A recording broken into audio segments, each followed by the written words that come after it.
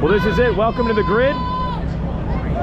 Jason Weigandt at NBC Sports. We're going to take you behind the scenes of MotoGP. This is Formula One of two wheels. It's the pinnacle of motorcycle racing around the world. And once a year they come to the United States. Here is your world champion, Pecco Bagnaia, also on the pole position today and won yesterday's sprint race. He has been dominant so far, but in the point standings did crash out last week in a rain race. So looking to get a little momentum back as far as the math goes. But riding wise, and that motorcycle, the Ducatis, have really been the story this year. But other riders are great at this track. Alex Rins has won here many, many times, and he's been very fast throughout the weekend, and he should be good. And this Honda has really made some breakthroughs as of late. You really get used to the pageantry. We just completed a national anthem and a flyover. Now they're telling us to clear the grid. It's a great time to be here at MotoGP. This is the pinnacle of it all and the big moment of the weekend as we get ready for the start of our MotoGP race.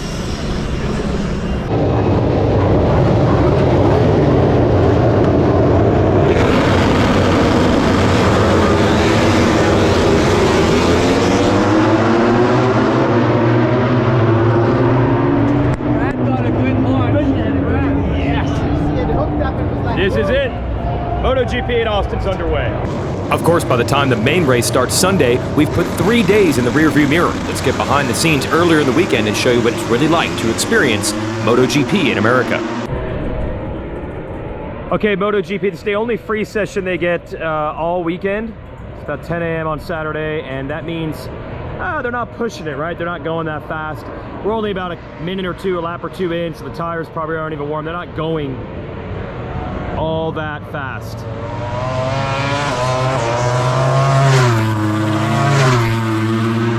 Yeah, not going that fast.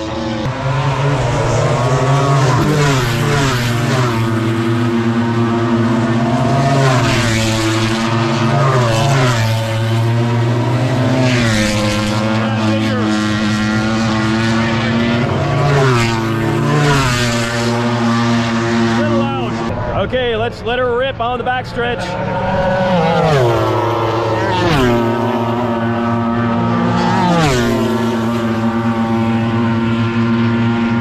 That's insane. We got Jack Miller down in the gravel trap here. That sucks. He's okay, obviously, but that's gonna cost him a lot of track time in this session. And we're giving Jack a ride. They're just giving Jack a ride. Hold up! You switched. I got replaced by Jack Miller. I got replaced. He took my seat. That's all right. Just helping out Jack Miller. That's what we do. So the cool part yesterday, Jack Miller took us. I said we couldn't bring the camera in there, but he gave us a tour of their pit box. They're so leading edge here in the technology in MotoGP. The motorcycles are obviously unbelievable. They have carbon fiber forks on his motorcycle, not just the upper fork tube, but what you call the upside down fork. The big upper tube is carbon fiber, but the lower tube is actually, the internal is carbon fiber. They just wrap it in chrome, so it looks like a regular fork shaft with a hard coating, but it's actually made out of carbon fiber. We actually got to hold the forks. They weigh like nothing. Everything in the bike is super lightweight, but you'd expect that, right? The shocking thing is, there's the KTM just merchandise right there, just merchandise section.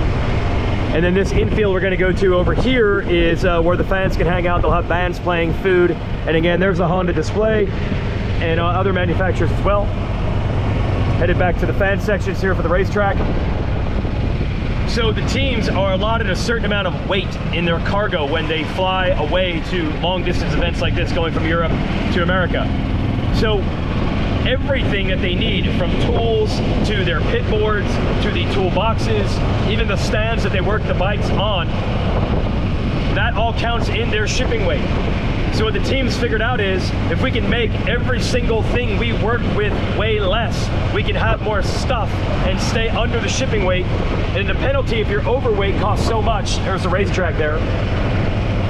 The penalty if you're overweight costs so much, it's worth making every single thing the team uses out of carbon fiber so they don't overpay for shipping. So they have tool trays that we saw that they put all the wrenches in that are made of carbon fiber. The pit boards are made of carbon fiber. The radios, the headsets are made of carbon fiber. Pretty much everything we saw besides the wrenches are made of carbon fiber. I bet you the wrenches are made of titanium. Everything the team uses is lightweight, so they can put as much stuff in the box and ship it here, but not be overweight on the shipping cost. It actually pays for itself. We're off with another session. I'm going to assume that's Moto 3 going back out.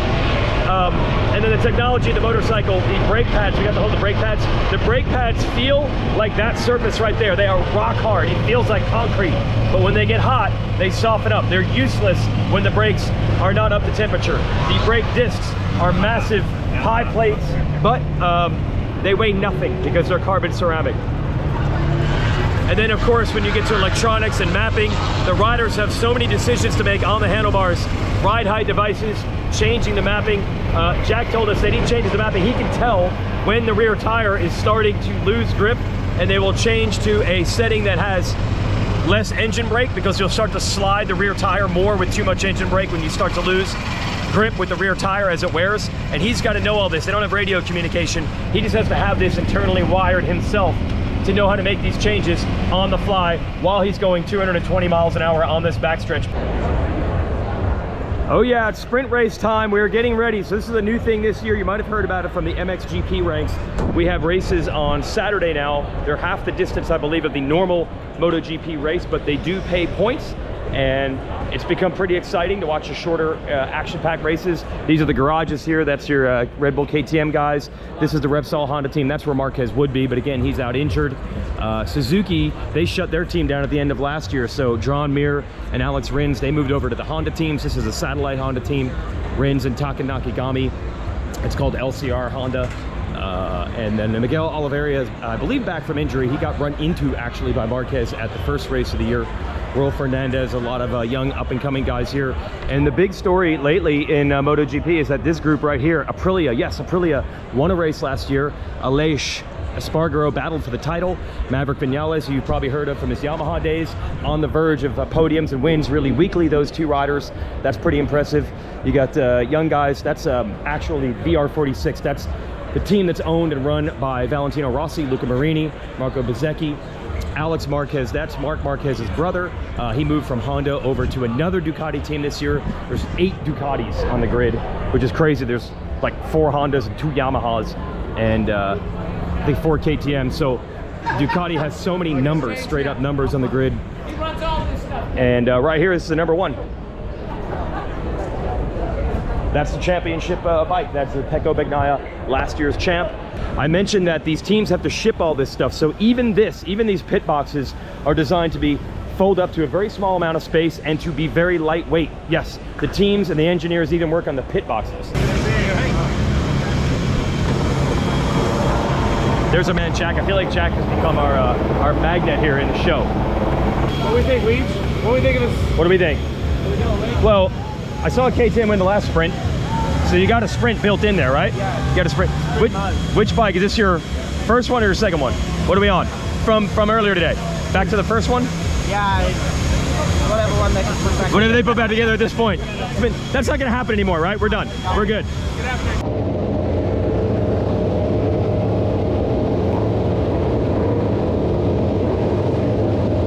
Look at the ride height drop.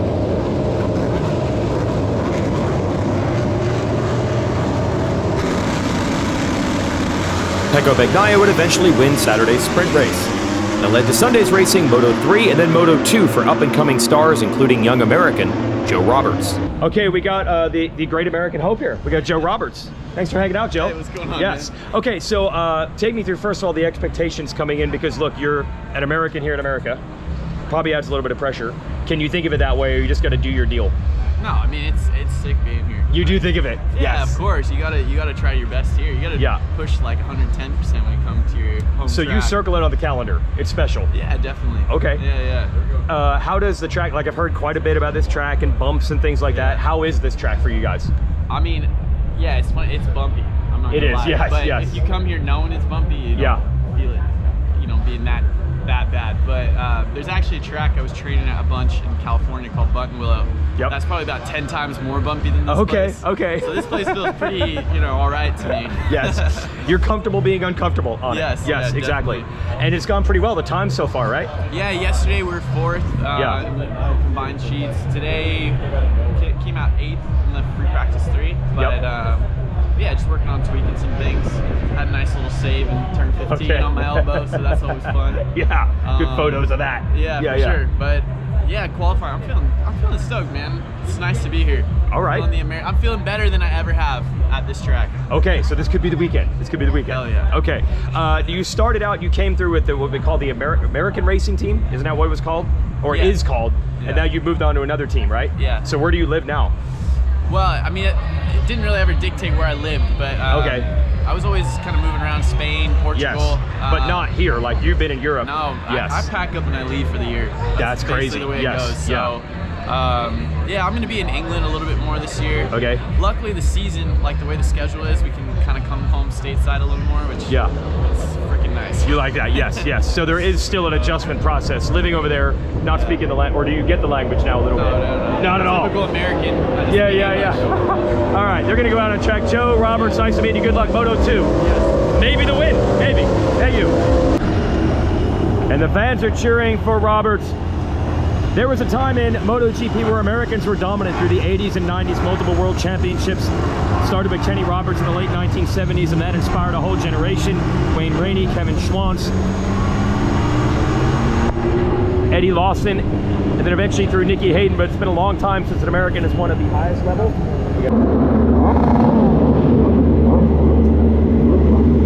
Ready for a Moto 2 start right here. These are the up-and-coming stars, the next generation of MotoGP.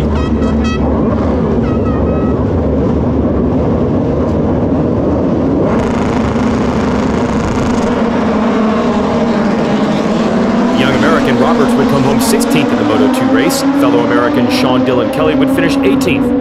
In a close fight, the Moto2 race was won by Pedro Acosta, a Red Bull KTM rider who is already considered the next big thing of MotoGP racing.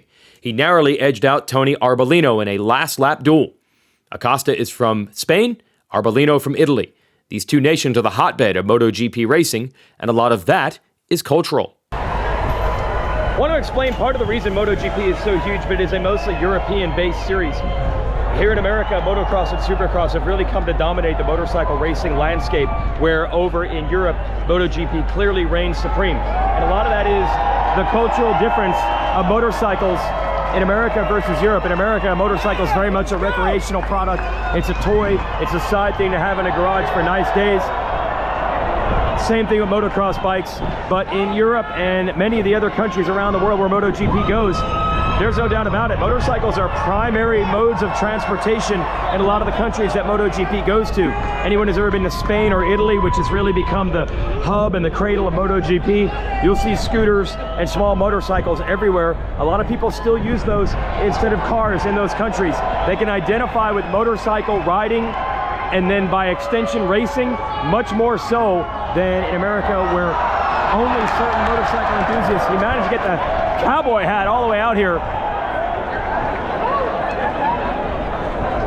They're throwing swag off the podium. So people really in Europe, motorcycling or at least riding on two wheels is part of the culture, much more so than America. So that is part of the reason that MotoGP is so huge internationally.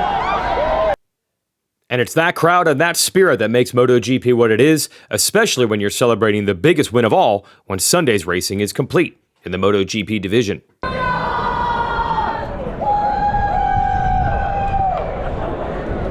Well, it's all over here. This is Dakota finish of MotoGP for the weekend, and a huge shakeup for the championship, and a popular but upset win because LCR Honda, that's the satellite Honda team, and that man who's been very good at this track in the past, that is Alex Rins. He's won here before in a Suzuki.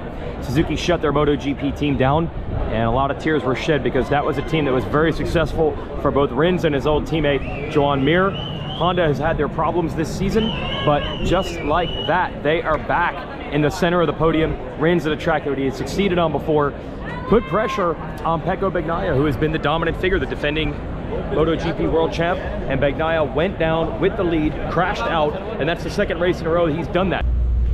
I think we have a Pecco Bagnaia media session here.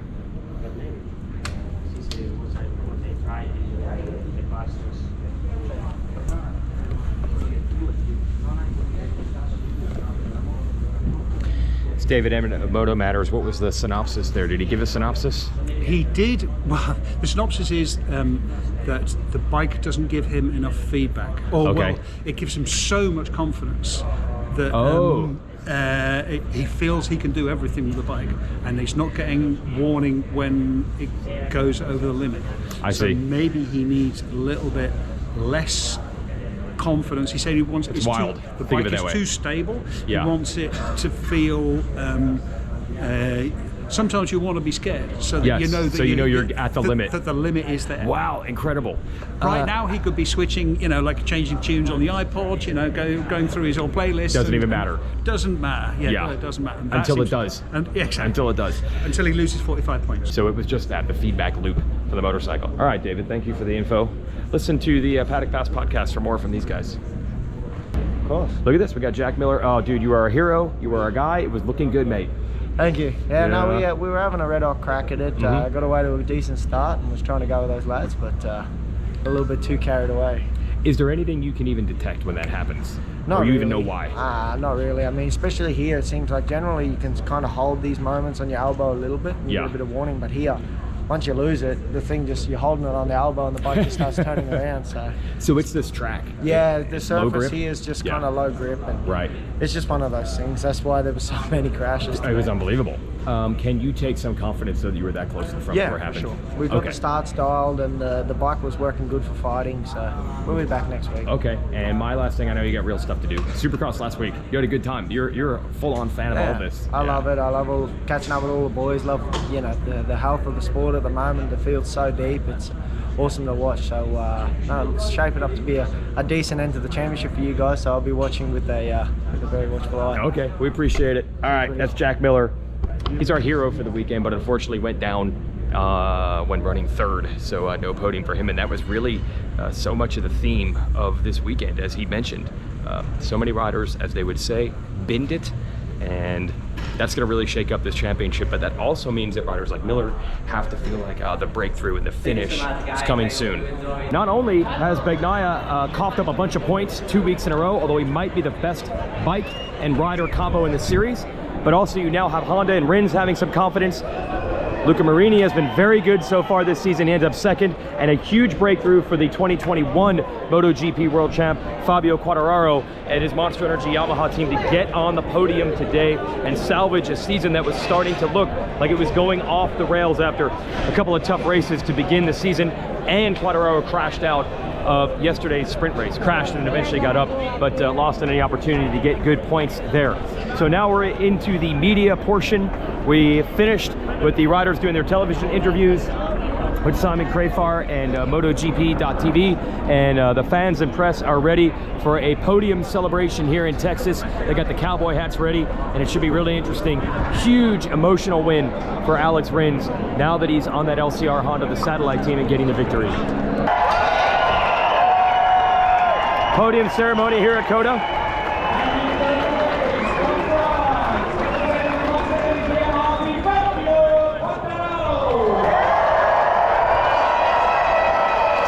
Big for Quartararo. I believe it's going to move into the top 5 in points. It's not over yet. Early season in a 21 race championship. And this is the team that's run second place Marini. That's Valentino Rossi's team, MotoGP legend.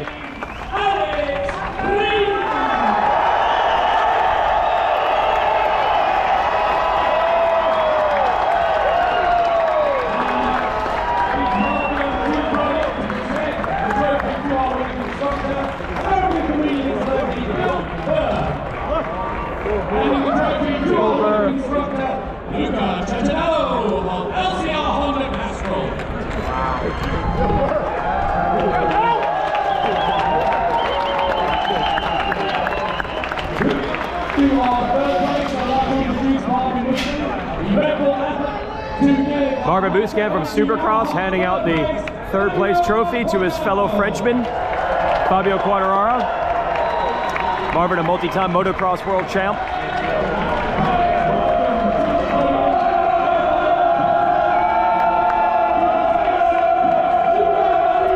president of the FIM, Jose Vargas, handing over the second place trophy.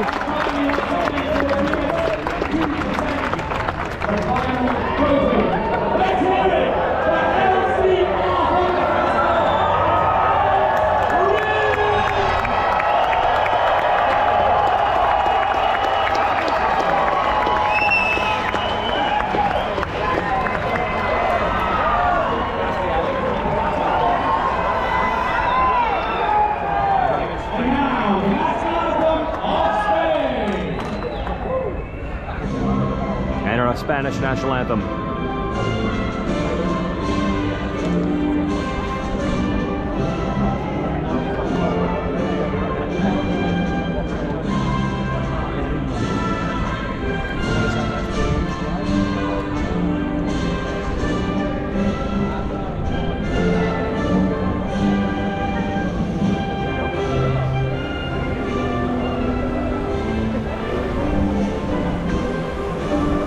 Exclusive drone coverage.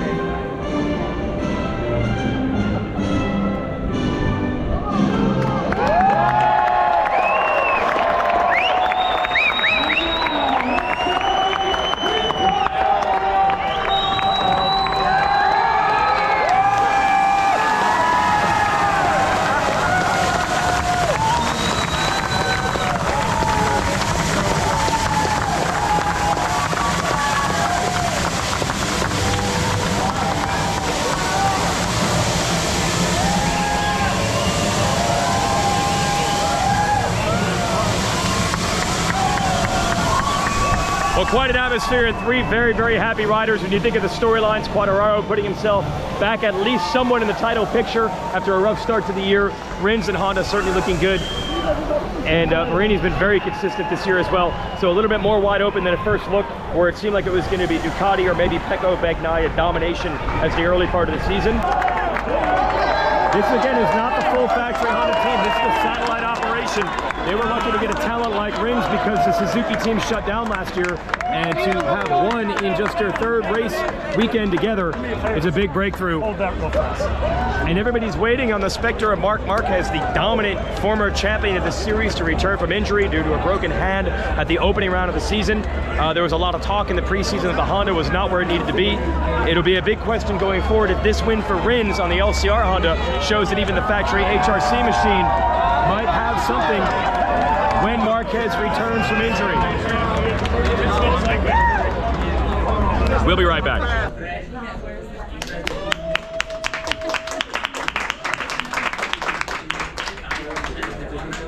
To win a win now here for Suzuki and for Honda. It's been a difficult period for the team and for HRC, but in just your third race together, here you are on the top step of the podium. What a weekend. Thank you. It was amazing. When I was this winter in the workshop of LCR Honda, Lucho took me a video in his museum, and he said, we have 99 podiums in our team. And I said to him, thank you for the pressure. so yeah, we did it. I mean, I'm so happy for this victory. Honestly, Pecco showed us a really strong pace. I was struggling a little bit on the third and fourth sector, and sector 1 and sector 2 I was pushing a little bit more, a little bit on the limit on the chicanes to reduce the gap with him. No? But yeah, I mean, I'm so happy. Yeah. Press session's now over. Fans are ready. They're going to try to gang up on the riders. Fabio Quartararo, Luca Marini, and Alex Rins are going to emerge from the press area. And this is their last chance. People are going to try to get autographs. They're trying to clear the way. And it's not over, actually, this weekend. One of the cool things about MotoGP, they're here so long. Really, the action starts on, there goes Quartararo right there. And the fans got to him. The fans got to him. They're here so long, they actually start with media sessions on Thursday, then they ride Friday and Saturday and Sunday. Remember, we need a lot of sessions out on the track because it's the only time they actually get to ride these bikes is at the racetrack. Look at the fans all over Quadraro here. And there's usually some time out in the city to enjoy the culture, especially with the flyaway races when they get to go to the United States. So there'll be some fun to be had in downtown Austin tonight for the athletes and the superstars of MotoGP. Hope you enjoyed a little behind the scenes tour of the world's biggest motorcycle racing championship and its once a year visit to America. Jason Weigandt for everybody here at NBC Motorsports. Thanks for watching, and really thanks to Dorna and everyone that arranges this series and the Circuit of the Americas for being great hosts for motorcycle racing for the United States side for MotoGP. Hi folks, Lee Diffie from NBC Sports here. If you truly enjoyed what you just watched, you can get more news, interviews, and highlights by subscribing to the Motorsports on NBC YouTube page. You can get it all, so go for it.